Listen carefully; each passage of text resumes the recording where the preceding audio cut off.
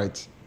And of course, joining us from Canada, we have Nwonye Chijioke, a distinguished business magnate, assistant political and social analyst. Of course, he's also a seasoned professional with a wealth of experience in public relations, public speaking, and corporate consulting.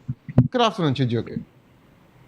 Yeah, good morning from here. Good morning, Gio. How are you doing today? Very well, thank you. Sorry, I needed to just get the time correct. It's morning over there. It's actually we're almost wrapping up the day here. All right, so welcome on board. You'll agree with me that this situation is quite deeper than we thought. But I'd like to ask you a very direct question as regards to what we heard, the spokesperson of APC, he mentioned, Moka, to be precise, Felix Moka. He said that the opposition parties are busy, looking at APC, criticizing APC, and they're not fixing, their homes. They're not fixing their party.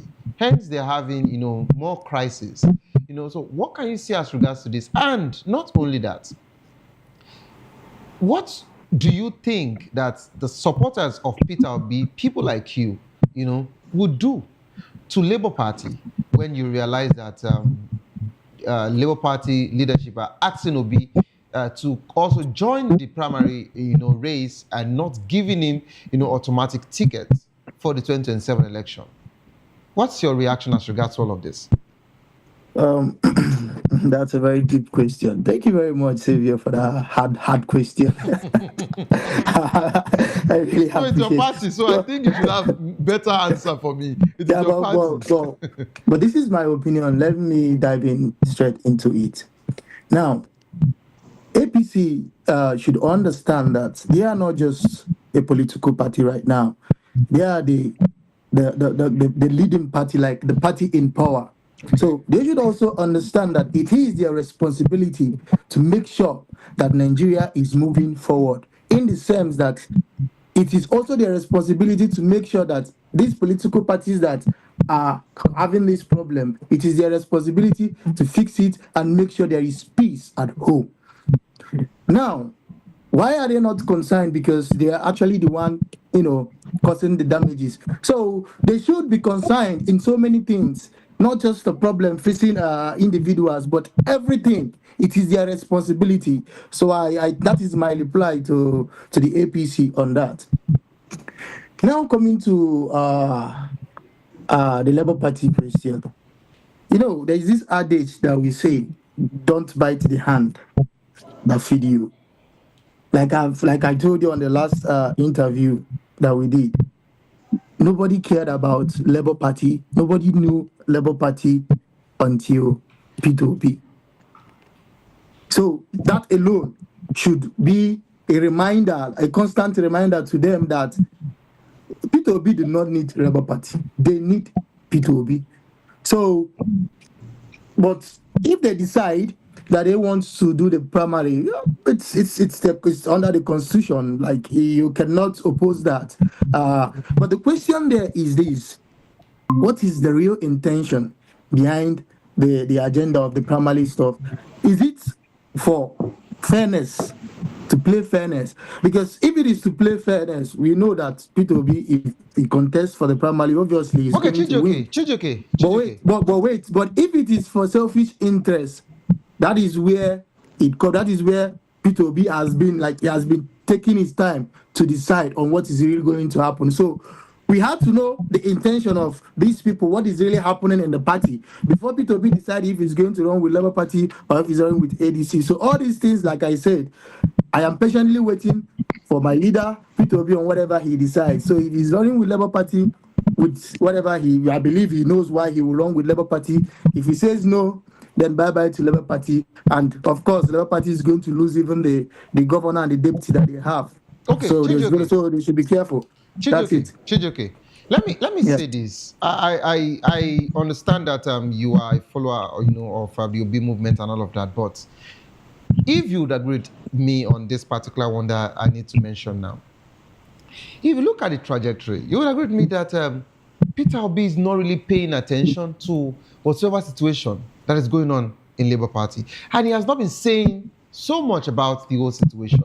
That's one, and it's questionable. Look at the just concluded election in Anambra,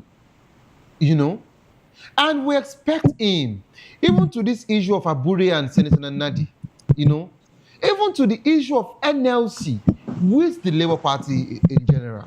We've not really heard him talk about it. And I'll still refer us back to what Moka said, the spokesperson for APC. He said the opposition party has just been criticizing the administration of the APC. I'm not saying that they can't. I'm not saying they shouldn't. But of course, have we actually fixed our home? You have to put your house in order. But not only that, if you look at the body language of Peter Obi has been having talks with that of coalition, he's been here, he's been there, he's been everywhere. And it's questionable for people to actually say, is he really still with us or not? That's the reason why some people might actually come up to say that he has to join the queue to also go for the head-to-head primaries. At some point, I think that we fail to understand that Peter Obi is just as human being as every one of us. Okay. I think we also fail to understand that Peter Obi is just a private citizen like every one of us. He has no political position. And use yourself for instance, Savior. Everyone is struggling. He is a human being. He is a Nigerian with no political position, with no connection. He is struggling. He is on a tight corner. He is a one-man soldier fighting this government heads on. And you have to understand that before he made this decision that he was going to contest under Labour Party as the president, nobody knew about it. He wake up and he felt like, okay, I am going to do this. I have what it takes to do this at that point. And then the support came in, and then he did it because at that point he could. So with everything happening, just like we human beings, there are things that can happen and you don't know what to do or you don't know how to do it.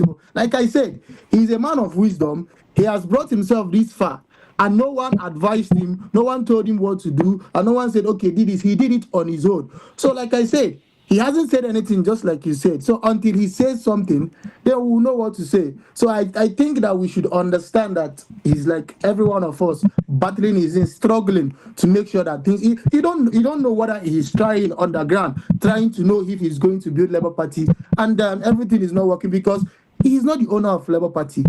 There are so many powers, so many says, so many people under Labour Party, and he's not a god. So he will do what he can do, when he can do, and how he can do it, just like every one of us.